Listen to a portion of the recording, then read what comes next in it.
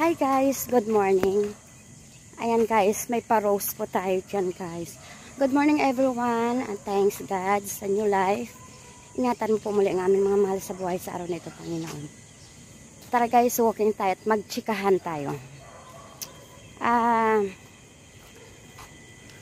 Na-stress din ba kayo guys mag-isip kaulamin sa araw-araw? Yes guys, para bang sa ginawa na lang talaga sa araw-araw ng buhay natin, kasama talaga yung part na ano po tayo, na nahihirapan po tayo kung ano po yung mga ipapakain natin sa ating family. Sa totoo lang, kasi parang paulit-ulit lang naman yung ulam di ba? Baboy, manok, gulay. Alam mo, sa totoo lang, nagsawa sa ano nagsawa na talaga si Pat sa ulam. Kaya ako minsan hindi ko rin alam kung anong iluluto sa araw-araw na lang, kasi kung paulit-ulit manok, paulit-ulit baboy, paulit-ulit gulay, para bang nakakasawa talaga guys. Kayo ba ganun din?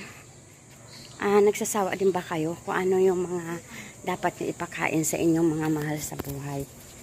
Ako guys, sa totoo lang, hindi ko na po alam, at ayaw ko rin po siguro na masanay talaga yung baboy, manok.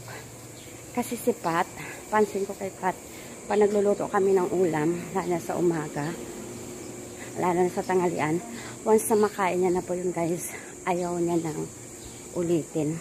Ayaw niya nang kainin po sa gabi. Yun po yung napapansin ko sa anak ko. Ewan ko ba guys, sa inyo ba yun? Di ba yung napansin nyo? Napansin nyo sa anak nyo? Kasi, good morning, Sis Edna. Nagdadaldal ako. Sabi ko, nakaka-stress yung ulam araw-araw.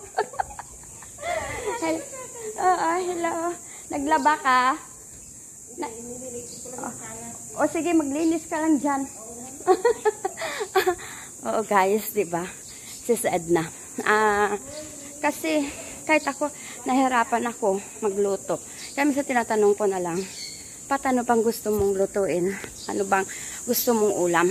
Kaya yung anak ko, mahilig yan sa pork stick, mahilig siya sa sinigang, mahilig siya sa yung gitna lang ng bangus. Yun, mahilig po yung anak ko. Tapos mahilig siya sa